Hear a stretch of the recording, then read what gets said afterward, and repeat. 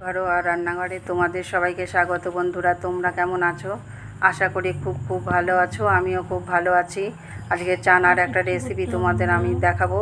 তার জন্য কাবলি ছোলা আর দুটো আলু আমি সেদ্ধ করে নিলাম। দেখো কত সুন্দর সেদ্ধ হয়েছে। এদিকে মশলাটা আমার করা হয়ে যাচ্ছে।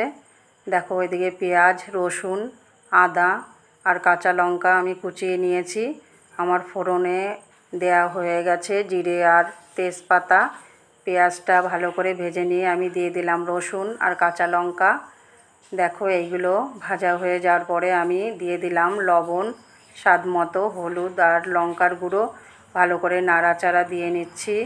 তারপরে দিয়ে দিচ্ছি আদা, ধনে আর জিরের যেটা বাটা হয়েছিল সেইটা। তারপরে দিয়ে দিলাম কাবলি ছোলাটা। দেখো ভালো করে সব একসঙ্গে নাড়াচাড়া দিয়ে আমি এবার পরিমাণ মতো জল দিয়ে দেব।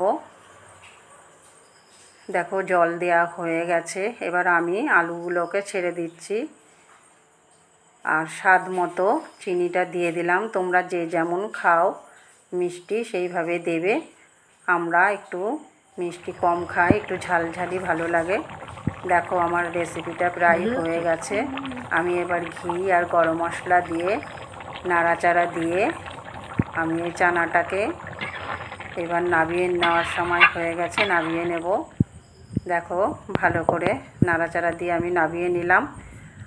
আর এইবার একটু ধনেপাতা ছিটিয়ে দেব। এরকম নতুন নতুন রেসিপি পেতে তোমরা আমার পাশে থেকো। অনেক করে লাইক শেয়ার করে আমার পাশে থেকো।